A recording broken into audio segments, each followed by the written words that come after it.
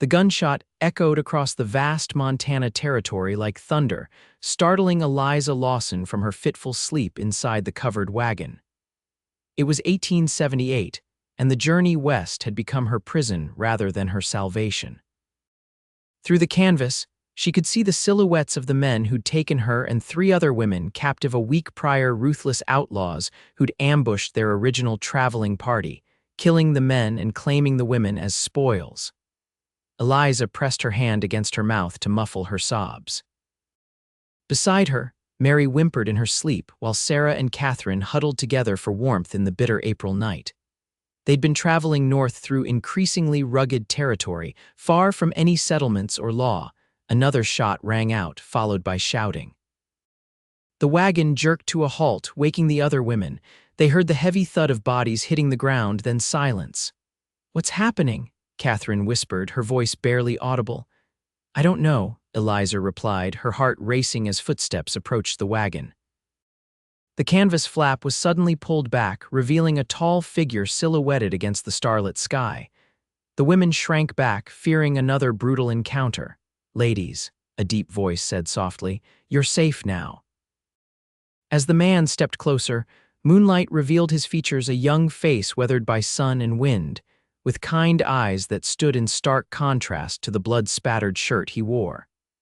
A dusty Stetson hat sat atop his head, and at his hip hung a Colt revolver, still warm from firing. "My name is Flynn Zachary," he said, holstering his weapon. "I've been tracking these men for 2 weeks." His eyes scanned the terrified faces before him. "You're free. Come ride beside me. I'll take you to safety." Eliza stared at him in disbelief, afraid to trust this stranger despite his gentle tone. Her 22 years had taught her to be wary of men with guns, especially in this lawless territory. "Are they dead?" Sarah asked, peering past him to where their captors had fallen.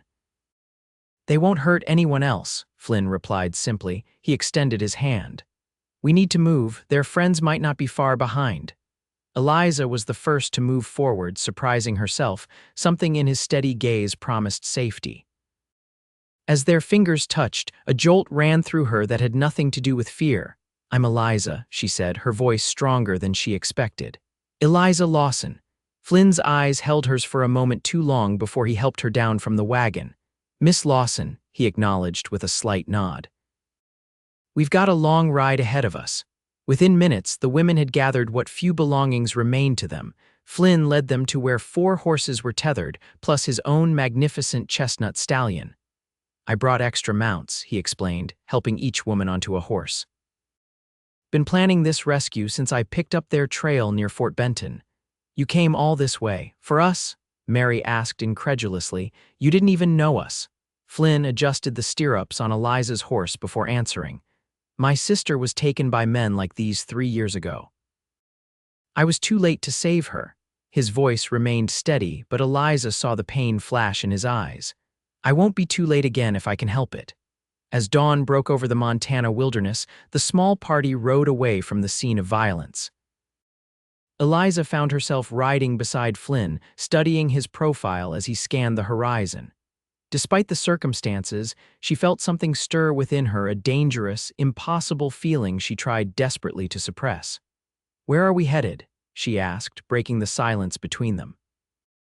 "There's a settlement about 4 days' ride from here, Silver Creek, small but decent folks. You'll be safe there until you decide what's next for you." "And you, what's next for you?" Flynn glanced at her, a hint of surprise in his expression. "I haven't thought that far ahead, Miss Lawson. One day at a time out here is all any of us can count on." The terrain grew increasingly difficult as they climbed into higher elevations. Flynn proved to be a patient guide, teaching the women how to navigate the rocky paths and ford shallow streams. By nightfall, they'd put considerable distance between themselves and the site of their rescue. When they made camp, Flynn built a small fire and prepared a simple meal from his provisions. The women huddled close to the warmth, still processing their sudden freedom. "How did you find us?" Catherine asked as Flynn handed her a tin cup of hot coffee. "I've been a tracker since I was a boy," he explained. "My father taught me to read signs that most folks miss: broken twigs, displaced stones, patterns in the dust. These men weren't particularly careful about covering their trail." Eliza watched him move around the campfire, noticing the efficient way he prepared their shelter for the night. His hands were calloused but gentle as he arranged blankets for the women. "You should get some rest," he told them, unrolling his own bedroll a respectful distance away. "I'll keep watch." Later, when the others had fallen asleep, Eliza found herself unable to close her eyes. The events of the past weeks played through her mind in terrifying detail. She rose quietly and approached where Flynn sat against a tree trunk, rifle across his knees. "May I join you?" She asked softly. He nodded, shifting to make space for her. They sat in companionable silence for several minutes before Eliza spoke again. "I was a schoolteacher in Minnesota," she said, staring into the dying embers of the fire. "I joined a wagon train west because I was offered a position at a new school in Oregon Territory. Now I don't know if I'll ever make it there." Flynn considered her words. "What made you want to teach out west?" "My father died last year. There was nothing keeping me in Minnesota anymore." I thought adventure waited for me," she laughed bitterly. "I found it, I suppose." "This isn't the adventure you deserved, Miss Lawson," Flynn said quietly, "but your journey isn't over yet." His words settled over her like a warm blanket. For the first time since the attack, Eliza felt a flicker of hope for her future. "Tell me about yourself," she requested. "How does a man become a lone rescuer in these territories?" Flynn adjusted his hat, pushing it back slightly. "Not much to tell. Grew up on a small ranch in Colorado. My pa raised horses, taught me everything I know about tracking and shooting after my sister was taken." His voice faltered briefly. "After Hannah, I couldn't stay put anymore. Been drifting since, keeping my ears open for word of men who prey on travelers. That's a lonely life." "It is," he agreed, "but a necessary one, at least for now." As dawn approached, Eliza finally returned to her bedroll, but not before Flynn had promised to teach her to shoot his spare revolver the following day. "Out here," he'd said, "everyone should be able to defend themselves." The next morning brought clearer skies and warmer temperatures. After a quick breakfast, Flynn kept his promise, patiently showing Eliza how to hold, load, and fire the Colt .45. Her first shots went wide, but by the 10th attempt, she hit the tree trunk they'd designated as a target. "You're a natural," Flynn commented, his rare smile transforming his face. "I doubt that," Eliza replied, though she couldn't help feeling pleased. "But I'm a quick study." The other women watched with varying degrees of interest. Mary, the youngest at 19, asked for a turn next, while Catherine adamantly refused to touch the weapon. Sarah, whose husband had been killed in the ambush, silently took the gun when offered and hit the target on her first try. "My husband taught me," she explained quietly, returning the weapon to Flynn. They continued their journey through increasingly beautiful country. Snow-capped mountains towered in the distance, while wildflowers carpeted meadows they passed through. Under different circumstances, Eliza might have considered it the adventure she'd dreamed of. On the third night, as they camped in a sheltered grove, Flynn shared what little information he had about Silver Creek. "It's a mining town originally, but it's settled down some in recent years. There's a small hotel, a general store, even a schoolhouse, though I don't know if they have a teacher."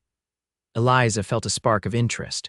"Really? A school without a teacher?" Flynn nodded. "The previous one left last winter, couldn't handle the isolation from what I heard."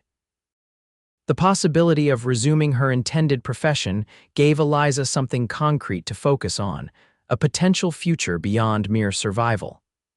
That night, she slept more soundly than she had in weeks. The following day, as they navigated a narrow pass between towering cliffs, Flynn suddenly raised his hand, signaling them to stop. He dismounted silently and moved to the edge of the trail, studying the ground. "Someone's been through here recently," he said, his voice tense. "At least 3 riders heading the same direction we are. Could it be the other outlaws you mentioned?" Eliza asked, feeling fear creep back into her heart. "Possibly, or just travelers. Either way, we'll proceed with caution." They continued more slowly, with Flynn constantly scanning their surroundings. The mood of the group had shifted, tension replacing the cautious optimism of earlier. Near midday, they rounded a bend to find the trail blocked by a fallen tree. Flynn immediately drew his rifle. "This wasn't here naturally," he said quietly. Everyone dismount now, stay behind me. They had barely gotten off their horses when 3 men emerged from the rocks above, weapons drawn. Well now, what have we here? Called one, a bearded man with a filthy hat and missing front teeth. Looks like our friend's merchandise found itself a new owner. Flynn positioned himself in front of the women. These ladies aren't merchandise, they're free citizens traveling to Silver Creek. I suggest you move on. The second man spat tobacco juice onto the ground. Recognize him, Jed? That's the bounty hunter that's been causing trouble all over the territory. I'm not a bounty hunter, Flynn corrected, his rifle steady. Just a man who doesn't abide by those who prey on the innocent. Eliza felt for the revolver Flynn had given her that morning, tucked into the pocket of her skirt. Her hand trembled, but she forced herself to wrap her fingers around the grip. 3 against 1, the leader called Jed observed. Bad odds, mister. 4 against 3, Eliza said, stepping forward with the revolver raised. And we've nothing left to lose. Sarah joined her a moment later, having retrieved Flynn's spare pistol from his saddlebag. Even Mary picked up a rock, her face determined despite her fear. A tense silence followed as the men assessed the situation. Flynn hadn't moved, but Eliza could see the surprise and something like admiration in his glance toward her. Finally, Jed lowered his rifle slightly. Seems we misjudged the situation. No harm in that, is there? We'll be on our way. Clear the path first, Flynn demanded, indicating the fallen tree. Grumbling, the men climbed down and dragged the obstacle aside. They mounted their horses and rode past, keeping their distance from Flynn's group. Only when they disappeared around the bend did Eliza lower her weapon, her arm aching from tension. That was either very brave or very foolish, Flynn said, turning to her. Perhaps both, she admitted, her voice shaking now that the danger had passed. But I meant what I said. I have nothing left to lose, Flynn's expression softened. You have your life, Miss Lawson, and that's worth protecting. He took the revolver gently from her hand. You did well, all of you did. That evening, as they made camp for what Flynn promised would be the last night before reaching Silver Creek, Eliza found herself struggling with conflicting emotions. The prospect of safety and civilization brought relief, but also uncertainty about what would come next, and a strange reluctance to part ways with the man who had saved them. She watched as Flynn checked the horses one final time before joining them at the fire. In just a few days, she'd come to appreciate his quiet strength, his unwavering sense of justice, and the gentle way he treated each of them despite his formidable skills as a fighter and tracker. Will you stay in Silver Creek? She asked when he sat down beside her. Flynn poked at the fire with a stick.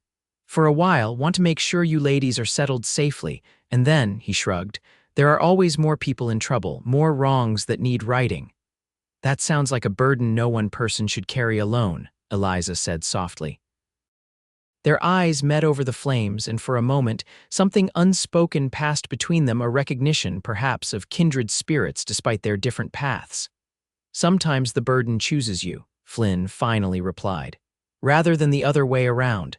The next morning dawned clear and cool. As they crested a ridge, Flynn pointed to a collection of buildings nestled in a valley below, smoke rising from chimneys and the glint of a small river winding alongside. Silver Creek, he announced. We'll be there by noon. The sight of civilization after days in the wilderness brought tears to Catherine's eyes. Even stoic Sarah managed a smile. As they descended toward the settlement, Eliza found herself studying it with a teacher's assessing gaze, counting buildings, noting the small church spire, searching for the schoolhouse Flynn had mentioned. True to his word, they reached the outskirts of Silver Creek as the sun reached its zenith. People stopped their activities to stare as the unusual group rode down the main street, 4 women in travel-worn clothes escorted by a grim-faced cowboy whose reputation, it seemed, had preceded him. That's Zachary, Eliza heard someone whisper. The tracker. Flynn guided them to a 2-story building with a sign proclaiming it the Silver Creek Hotel. He dismounted and helped each woman down from her horse before addressing a gray-haired man who'd emerged onto the porch. Mr. Wilson, Flynn greeted him. These ladies need rooms and proper meals. They've been through an ordeal. The older man nodded, eyeing the women with a mixture of curiosity and concern. "Of course, Mr. Zachary, always have space for those in need." He turned toward the door and called, "Martha, prepare rooms and hot water for bathing." A flurry of activity followed as the women were ushered inside and shown to small but clean rooms on the second floor. Eliza found herself standing awkwardly in the doorway of her assigned room, watching as Flynn remained below, speaking quietly with Mr. Wilson. "Will you be staying as well, Mr. Zachary?" she heard the hotel owner ask. "Just for a few days," Flynn replied. "Need to make sure these ladies are situated properly." Eliza closed the door, leaning against it as exhaustion suddenly overwhelmed her. A real bed, safety, walls, the simplest comforts now seemed like unimaginable luxuries. She sank onto the mattress, allowing herself to weep quietly for the first time since her rescue, tears of relief, of grief for what she'd endured, and of confusion about her future. Later, after bathing and changing into a simple dress provided by Mrs. Wilson, Eliza joined the others in the hotel's small dining room. Flynn sat at a table near the window, his back to the wall, ever vigilant. When Eliza entered, he stood, an instinctive courtesy that touched her. "Miss Lawson," he said, pulling out a chair for her. "You look restored." "Clean clothes and hot water can work wonders," she replied, managing a genuine smile, "though I fear my hair may never recover from the experience." Her attempt at levity earned her a brief smile in return. Flynn had clearly bathed as well, his dark hair damp and his face freshly shaved. Without the dust of the trail, she could see he was younger than she'd initially thought, perhaps only a few years older than her own 22 years, as they ate the hearty stew. Mrs. Wilson had prepared. Flynn shared what he'd learned about the town. "The sheriff's been informed of your situation. He's telegraphed the territorial authorities about the men I encountered. As for your futures, there are options. The stagecoach comes through twice a month, connecting to the railroad 30 miles south." "And the school?" Eliza asked, trying to keep her voice casual. "Still without a teacher," Flynn confirmed. "Town council's been looking for 6 months. Children are being taught by the preacher's wife for now, but she's expecting a baby soon." Eliza nodded, considering this information. "I'd like to speak with the council if possible." Flynn studied her for a moment. "I'll arrange it. Are you certain that's what you want?" "After everything that's happened, no one would blame you for returning east." "What would I return to?" Eliza asked quietly. "An empty house and memories? No, Mr. Zachary, I came west to teach, and teach I shall, just in a different place than I'd planned." The next morning, Flynn escorted Eliza to meet with the town council, 3 men who served as the unofficial government of Silver Creek. They met in a back room of the general store, where Eliza presented her qualifications and experience with composure that belied her inner nervousness. "We can offer room and board plus a small salary," explained Mr. Thornton, the eldest councilman. "The school has 15 pupils currently, ages 6 to 16. Term was supposed to start 3 weeks ago, but under the circumstances." "I could begin on Monday," Eliza offered, her heart racing at the prospect. "That gives me 3 days to prepare." The men exchanged pleased glances. "That would be most satisfactory, Miss Lawson," Mr. Thornton said. "The schoolhouse has living quarters attached, small but private. You can move in tomorrow if it suits you." As they walked back to the hotel, Eliza felt a new lightness in her step. "It seems I have a position," she told Flynn, unable to keep the excitement from her voice. "They're fortunate to have you," he replied. "You'll make a fine teacher for Silver Creek." "It's strange how life works," Eliza mused. "A month ago I was terrified of what lay ahead, then came true terror on the trail. Now I find myself exactly where I'm needed despite everything." Flynn's expression grew serious. "You're a remarkable woman, Miss Lawson. You've faced horrors that would break many, yet here you stand, looking toward the future instead of dwelling on the past." His words warmed her more than she cared to admit. "I've had an exemplary teacher in resilience these past days, Mr. Zachary." That afternoon, Flynn helped Catherine and Mary secure passage on the next stagecoach east. Both women had decided to return to their families, the dream of Western opportunity now tarnished by their experiences. Sarah, whose family farm in Kansas had been sold before her journey west, chose to remain in Silver Creek, accepting a position as assistant to the town's seamstress. As the days passed, Eliza threw herself into preparing for her new role. The schoolhouse was a simple one-room building with rows of benches, a pot-bellied stove, and a small chalkboard. The attached living quarters consisted of a bedroom, a tiny kitchen, and a sitting area with a stone fireplace modest but perfectly adequate for her needs. Flynn helped her move her few belongings from the hotel and assisted in cleaning and preparing the schoolroom. Eliza couldn't help noticing how the townspeople regarded him with a mixture of respect, awe, and wariness. He was clearly known, his reputation established, yet he kept to himself except when in her company. On the evening before classes were to begin, Eliza sat on the small porch of her new home, watching the sunset paint the mountains in shades of gold and purple. Flynn approached, leading his horse. "You're leaving," she said, recognizing the packed saddlebags. He nodded, removing his hat.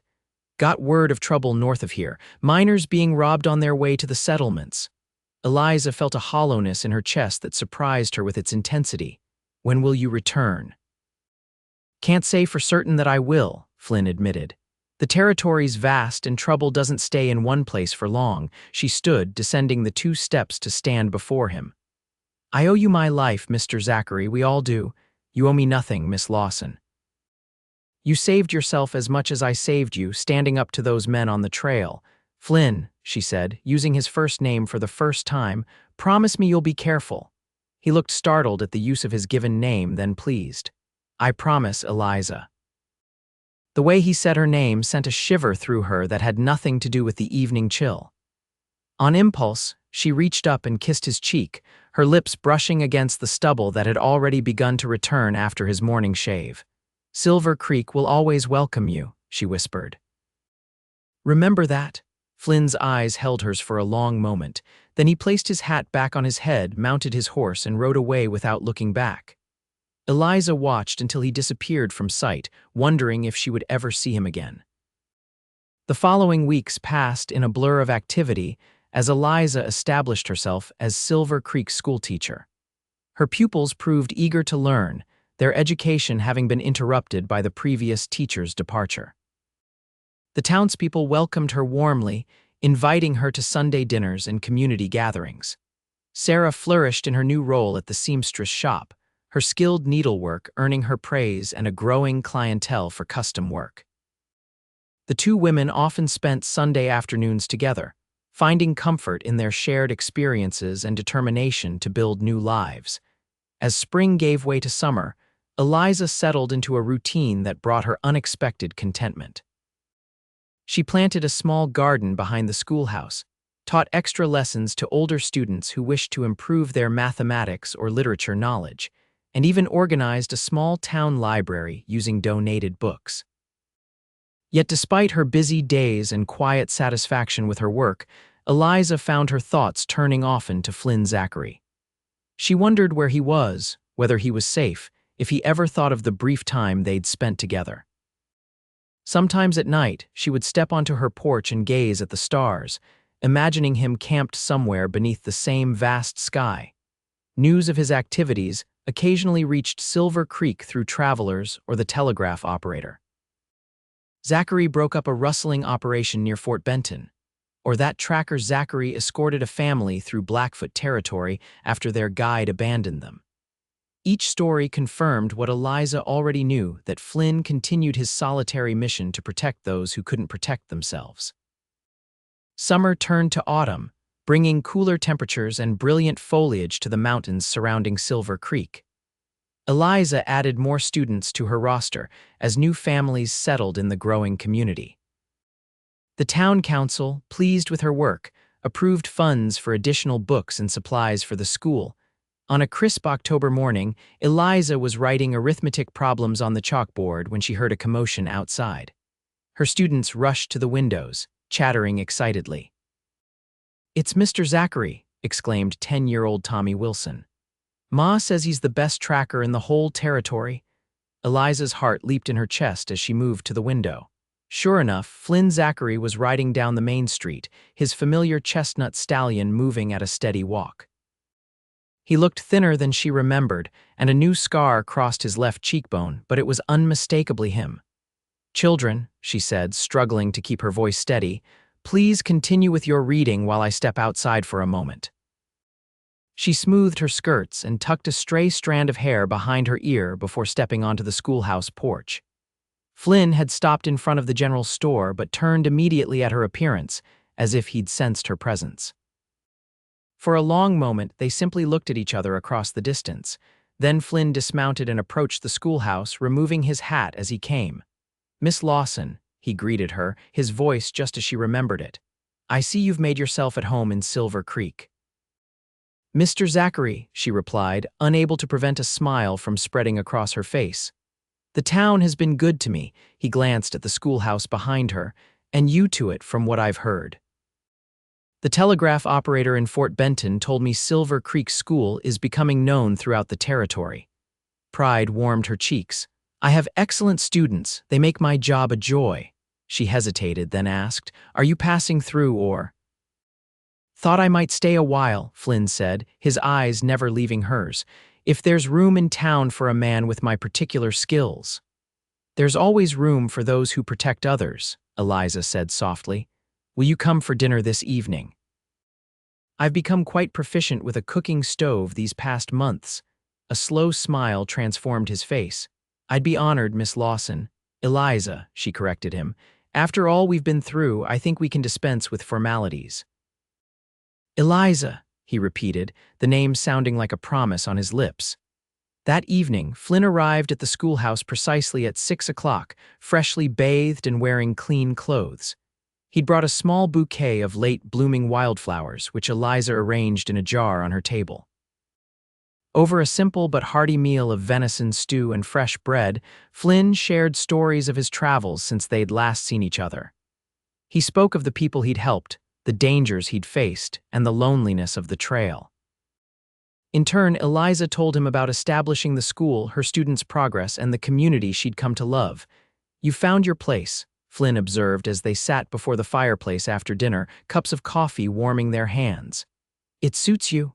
"I have," she agreed. "Though I never imagined reaching it in such a roundabout way." She studied him over the rim of her cup. "Have you found yours?" Flynn stared into the flames for a long moment before answering. "I've been thinking about that a lot lately, about Hannah, about vengeance, about purpose." He set his cup down and turned to face Eliza fully.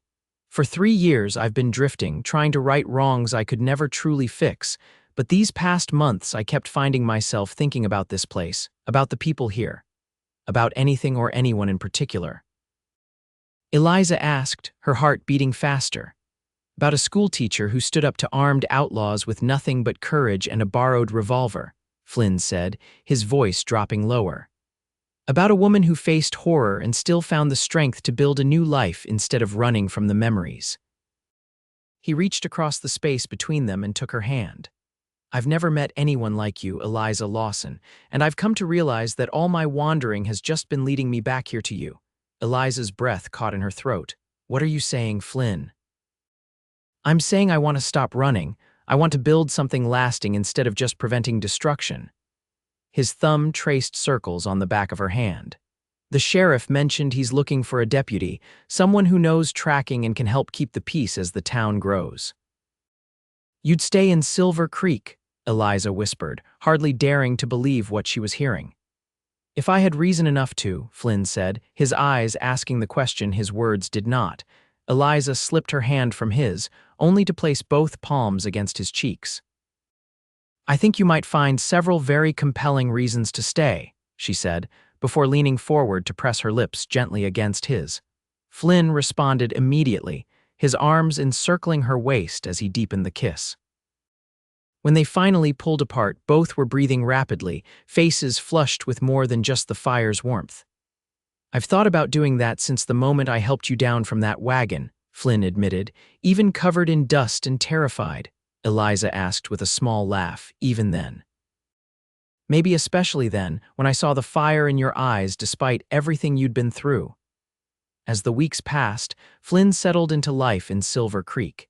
He took the position as deputy sheriff, his skills in tracking and his reputation proving valuable as the town continued to grow. He rented a small cabin at the edge of town, though he spent many evenings at the schoolhouse, helping Eliza prepare lessons or simply enjoying her company before the fire. Their courtship became the subject of approving gossip among the townspeople. The schoolteacher and the tracker-turned-deputy made a striking couple, her quiet dignity complementing his watchful strength. Young Tommy Wilson declared them the most romantic thing ever after catching them holding hands during a community picnic, much to Eliza's amusement and Flynn's embarrassment. As Christmas approached, Silver Creek transformed under a blanket of snow and festive decorations. The schoolhouse hosted a holiday pageant, with Eliza's students performing songs and recitations for proud parents. Flynn sat in the back, watching not the children but their teacher, his expression so tender that Sarah nudged him teasingly afterward. "You look at her like she hung the moon and stars, Deputy Zachary," she observed. "Maybe she did," Flynn replied without embarrassment. "At least in my sky." On Christmas Eve, after the town's celebration at the church, Flynn walked Eliza home through gently falling snow. The night was still and peaceful, their footsteps crunching in perfect rhythm. "I have something for you," Flynn said when they reached her porch. He reached into his coat pocket and withdrew a small wooden box. Eliza accepted it with mittened hands, her breath forming clouds in the cold air. Inside, nestled on a scrap of velvet, was a delicate gold ring set with a small but perfect sapphire. "It was my mother's," Flynn explained, his voice uncharacteristically nervous. "My father gave it to me before he died, said it should go to the woman who captured my heart the way she captured his." Eliza looked up at him, tears forming in her eyes despite her smile. "Eliza Lawson," Flynn continued, taking the ring from the box and holding it between them. "I know we haven't known each other long by some standards, but out here, time measures differently. I've seen enough of life to know what matters and what I want is to build a life with you if you'll have me." Snow collected on the brim of his hat as he waited for her response. Eliza removed her mitten and extended her left hand toward him. "Yes," she said simply. "Yes, Flynn Zachary, I will marry you." The ring slid perfectly onto her finger, as if it had been made for her all along. Flynn gathered her into his arms, lifting her slightly as he kissed her with all the passion he'd been restraining during their proper courtship. They were married on New Year's Day, 1879, in Silver Creek's small church. Sarah stood as Eliza's maid of honor, while Sheriff Hanson served as Flynn's best man. The entire town turned out for the celebration that followed, with tables of food, music from local fiddle players, and dancing that continued well into the night. As spring approached, Flynn surprised Eliza with news that he'd purchased land just outside town, 10 acres with a stream running through it and a view of the mountains. "For our home," he explained as they stood on the property one Sunday afternoon. "I've been saving almost everything I've earned since taking the deputy position, and I had some money put aside from before." "It's perfect," Eliza breathed, turning in a circle to take in the beauty surrounding them. "But what about my position at the school?" "I thought of that," Flynn said with a smile. "It's just a 15-minute ride to town. You can continue teaching as long as you wish to." Construction began immediately, with Flynn working alongside the builders whenever his duties allowed. By late summer, their house stood complete, a sturdy 2-story structure with a wide porch wrapping around 3 sides. Eliza continued teaching while making their house a home, filling it with books, colorful quilts, and the simple treasures they collected together. Flynn planted an orchard of apple trees and built stables for their horses, planning for the future with each nail driven and fence post set. On their first anniversary, as they sat on their porch watching the sunset paint the mountains gold, Flynn pulled Eliza close against his side. "Happy?" he asked, pressing a kiss to her temple. "Completely," she replied, taking his hand and placing it over her abdomen. "And soon to be even happier, I think. By next winter there will be 3 of us watching these sunsets." Flynn's expression transformed from confusion to wonder as her meaning became clear. "A baby, we're having a baby," Eliza nodded, laughing as he lifted her from the chair and spun her around carefully. "Dr. Simmons confirmed it yesterday. He thinks sometime in August." Flynn set her gently back on her feet, his hands cradling her face. "I never thought I could be this fortunate," he said, his voice thick with emotion. "From the moment I heard you crying in that wagon, something changed in me. I'd been living half a life, focused only on avenging the past. You gave me a future to look toward instead. And you gave me freedom when I thought all was lost," Eliza replied, rising on tiptoes to kiss him. "We saved each other, Flynn Zachary, and we'll keep doing so for all the years to come." The following August, Eliza gave birth to a daughter they named Hannah, after Flynn's sister. The baby had her father's dark hair and her mother's determined spirit, evident from her first lusty cries. Flynn proved to be an attentive and adoring father, often bringing the baby to the schoolhouse at lunchtime so Eliza could nurse her between classes. As Silver Creek continued to grow, so did the Zachary family. 2 years after Hannah's birth, Eliza delivered twin boys Michael and James, who quickly earned reputations as the most energetic children in town. Flynn built additions to their home to accommodate their expanding family, adding rooms and eventually a separate study where Eliza could prepare her lessons away from childish interruptions. Flynn remained deputy sheriff but also established himself as a horse breeder, his knowledge of bloodlines and training techniques creating demand for his stock throughout the territory. Together, he and Eliza became pillars of the community, he ensuring its safety, she educating its children. Occasionally, Flynn's past skills were still needed. When a child went missing in the mountains or outlaws threatened nearby settlements, he would strap on his guns and return temporarily to his former role as tracker. But he always came home to Eliza and their children, the wandering spirit that had driven him for so long now satisfied by the roots they'd planted together. On their 10th anniversary, the town of Silver Creek, now grown to a proper small city with a railroad station, and over 500 residents honored them with a celebration in the town square. As they stood together accepting the community's thanks and good wishes, Flynn leaned down to whisper in Eliza's ear, "When I heard you crying from that wagon all those years ago, I never imagined we'd end up here." Eliza squeezed his hand, watching their children play with friends under the massive oak tree that shaded the square. Hannah, now 9 and already showing signs of her mother's intelligence and father's courage, was organizing the younger children in some complicated game. The 7-year-old twins darted about with boundless energy, their laughter carrying across the gathering. "When you said come ride beside me, I thought you meant just for a short journey," Eliza replied softly. "I never dreamed we'd ride through life together." Flynn's arm tightened around her waist. "Best decision I ever made was tracking those outlaws. Best words I ever spoke were offering you freedom. And the best choice I ever made was accepting it," Eliza said, turning in his embrace to face him fully. "I love you, Flynn Zachary. Yesterday, today, and all our tomorrows." "And I love you, Eliza Zachary," he replied, bending to kiss her as the setting sun bathed them in golden light, their journey from rescue to romance to family now an indelible part of Silver Creek's history and their own intertwined destinies.